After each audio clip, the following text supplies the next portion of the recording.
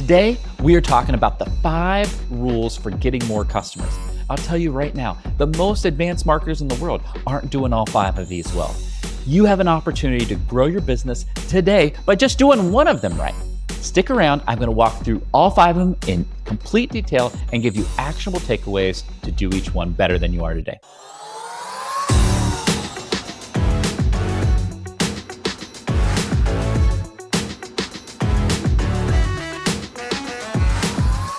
I'm your host, Kipp Bodner, CMO at HubSpot. Special solo episode of the podcast today.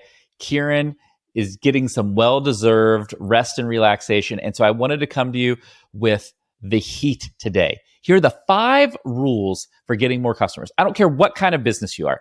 You might be a doctor's office, you might be an architecture firm, you might be a huge technology company. With these 5 rules, you can get more customers, subsequently get more revenue without spending more money of your own.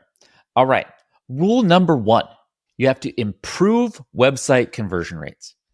I want to tell you a story about the early days of my time at HubSpot. So we had a website. It was converting really well. Our landing pages were converting over 50%, but I noticed something.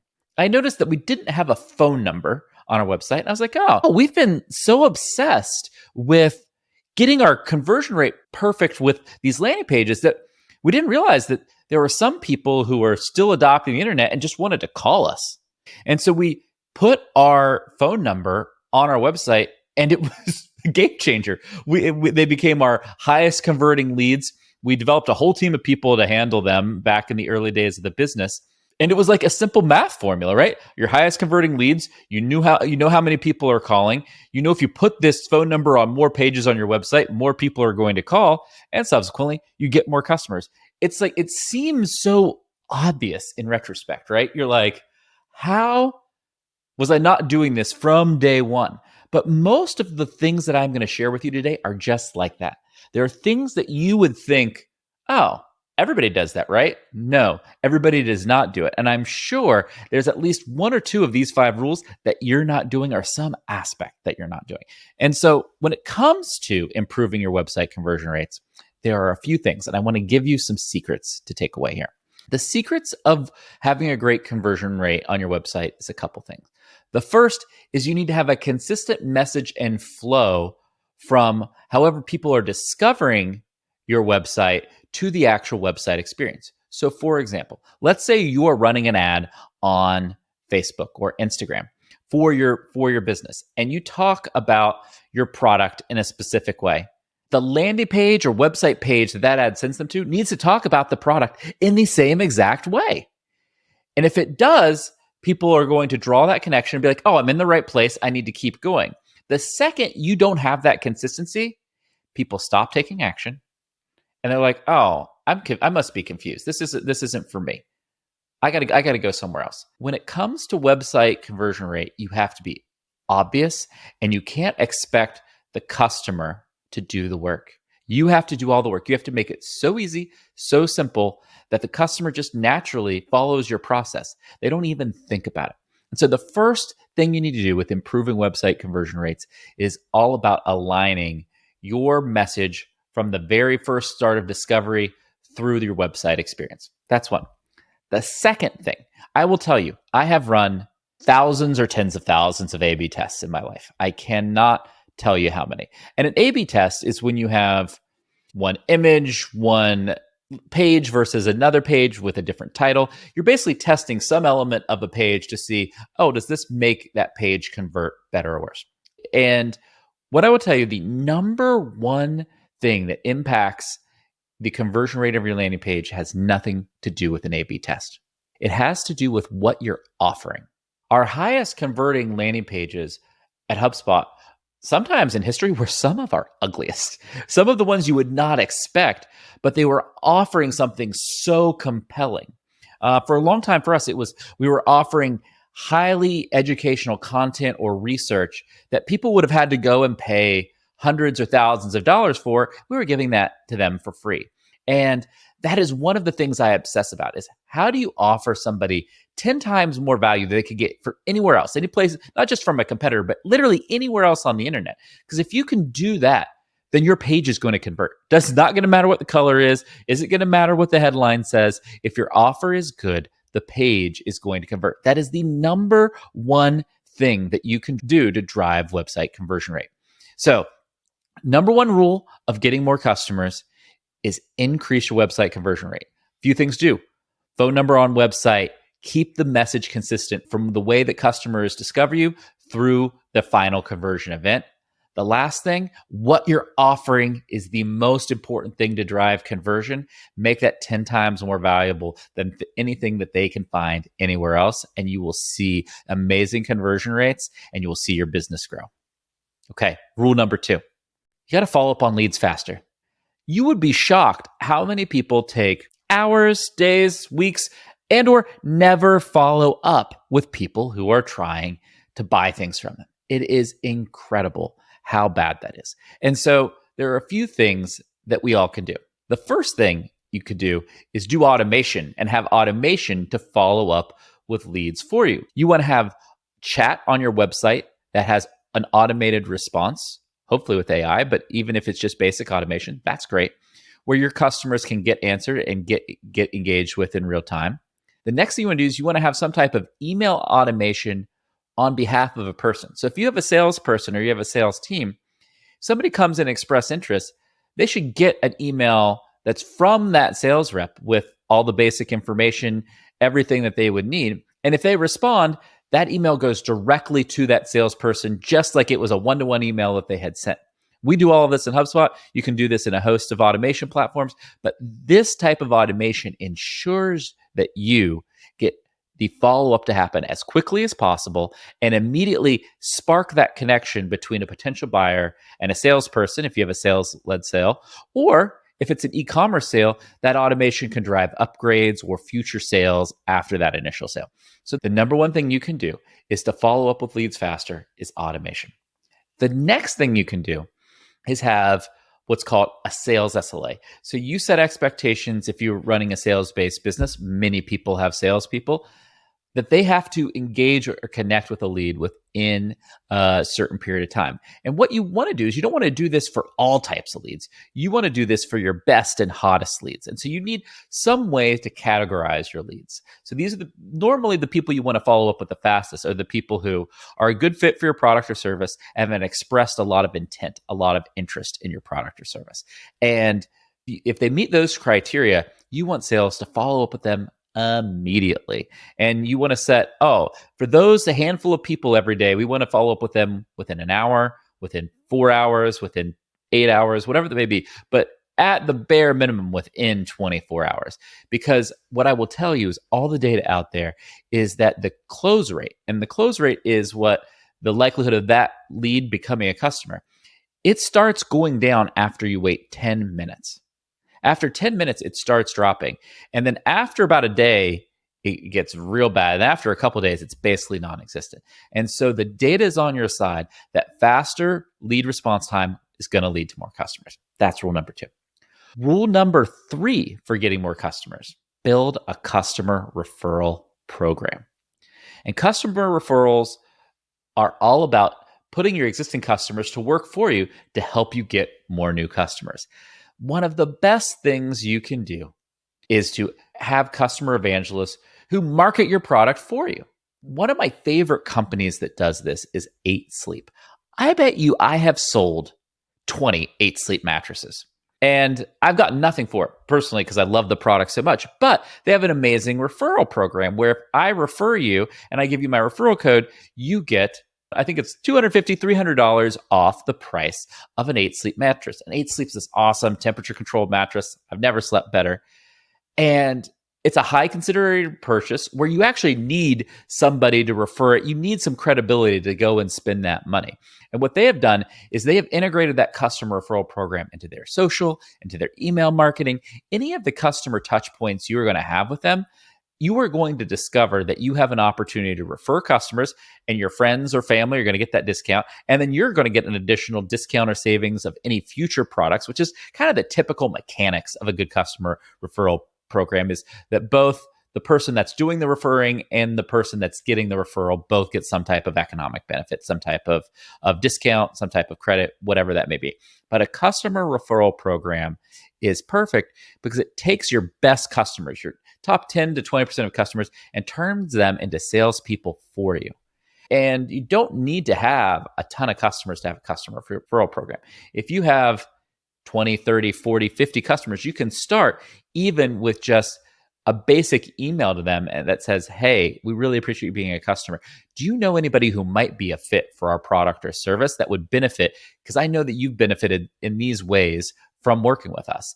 Just asking for the referral, you'll be shocked at how many referrals will actually come through and your ability to grow the business. I love what 8 Sleep's doing. If you're looking for an example, you can go and sign up for their email and kind of see how they're running their own customer referral program.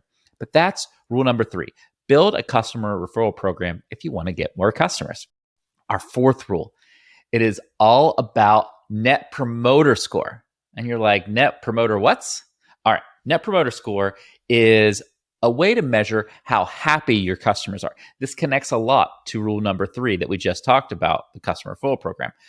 Your customers are only going to refer your product if they're really happy.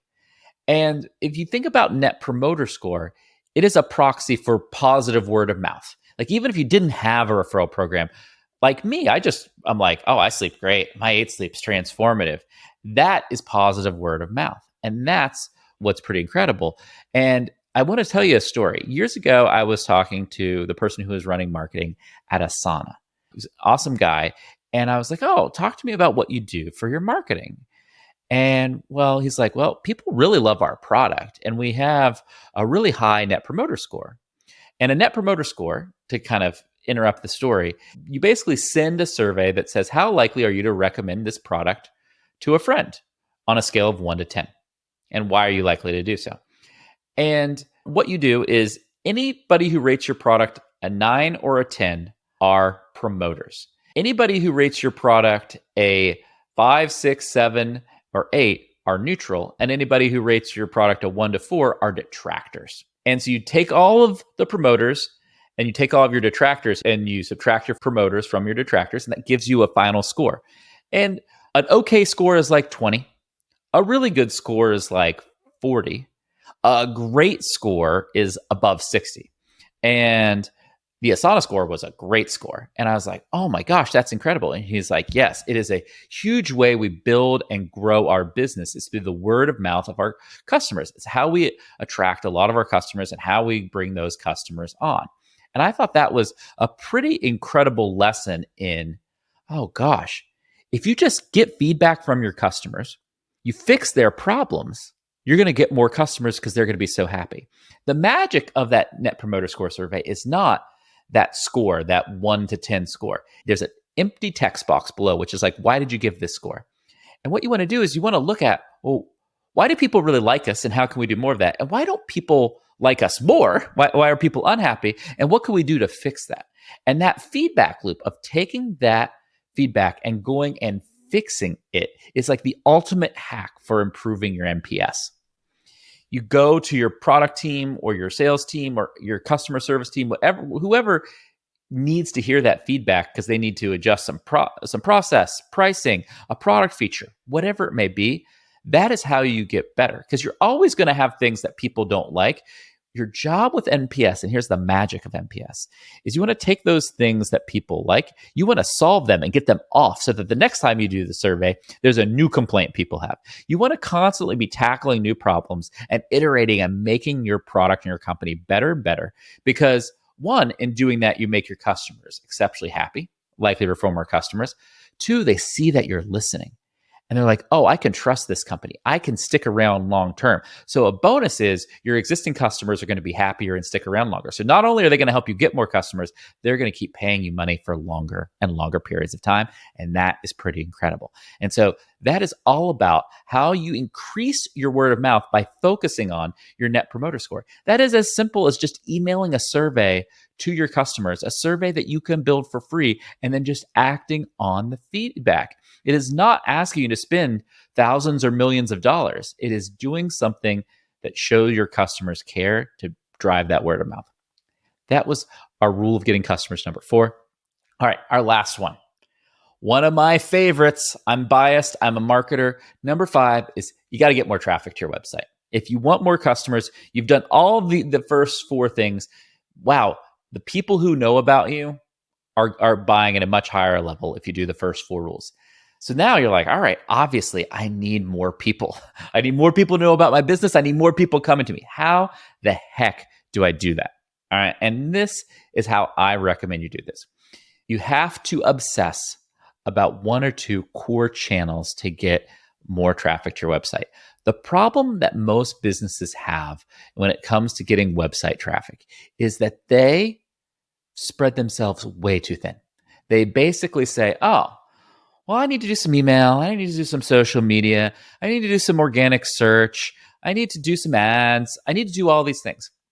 The best companies, the companies that grow the fastest and get the most customers, they become experts at 1 or 2 things. They become the best YouTuber in the world. They become the best podcaster. They become the best at email marketing. At HubSpot, we became amazing at organic search, in creating and ranking content to be discovered in Google. So my very first job was I ran the HubSpot blog, and I increased the HubSpot blog traffic as one person 5x, from a couple 100,000 visits to over 1 million visits every month. And how I did that was simply focusing on an organic search strategy. What are the topics that people are out there searching for? How do I write the best thing that matches to what those things are searching for? Then how do I promote that article so other people link to it and I get authority and Google thinks it's one of the best resources on that topic, right? And that sounds like very overtly simple, but it works. It works. And if you're a business out there and you are not focused on organic search, I would highly, highly encourage you to make that one of your core channels for getting more traffic. The 2 common most channels would be organic search and paid advertisements. If you could get really great at those 2 things, you can build a big and successful business. Yeah, as you scale and you get really big, you'll need to do more. But if you can build a great business, and I'm talking a double-digit $1 million business, 10, 50, $90 million business just off of those 2 channels. Because the crazy thing is, the reason this is the case is that HubSpot blog that I worked on, now 13 years ago, it's now doing tens of millions of visits a month. And all those articles, even the ones that I wrote 13 years ago, are still getting read by people today. There's a compounding benefit to it. Just like you put money in a retirement account and it accrues interest and compounds over the years, content does the same thing. So if you're thinking about website traffic, you need a compounding source. Ads are great, and ads are going to get you quick traffic, but they're not going to get you any traffic once you stop paying. Once you stop paying, ad goes away, no more people come into your business. So you solve that by having some compounding source of traffic. There's a lot of ways to do this. Social compounds, email can compound if you have a great email newsletter. The best is organic search. Organic search is the most compounding, and you could do organic search both via text on focusing on a platform like Google, or you're watching this video on YouTube. YouTube is an under-penetrated channel for organic search. If you can just focus on creating great videos around the search topics that people care about on YouTube that are related to your business, they will come to you. And a great example of that is you have a product, and that product has use cases.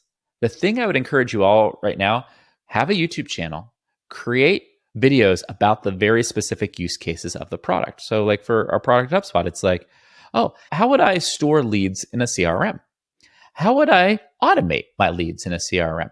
How do I publish a blog article? Those are use cases that people are going to do with our product. In creating videos of those, you can go check out the HubSpot product channel.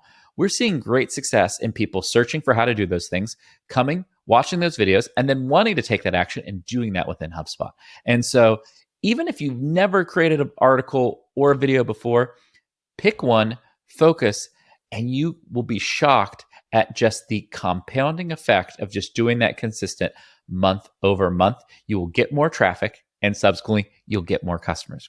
All right. So those are the 5 rules of getting more customers. Improve your website conversion rates, follow up on your leads faster, build a customer referral program, improve your net promoter score, and obviously, one of my favorites, get more traffic to your website. Leave a comment in the YouTube if you have other rules for getting more customers that you follow. I'd love to hear them. I'd love for you to share it with everyone. Please hit that like and subscribe button, and we'll be back with you very soon on another episode of Marketing Against the Grain. This data is wrong every freaking time. Have you heard of HubSpot? HubSpot is a CRM platform where everything is fully integrated. Whoa, I can see the client's whole history, calls, support tickets, emails, and here's a task from 3 days ago I totally missed. HubSpot. Grow better.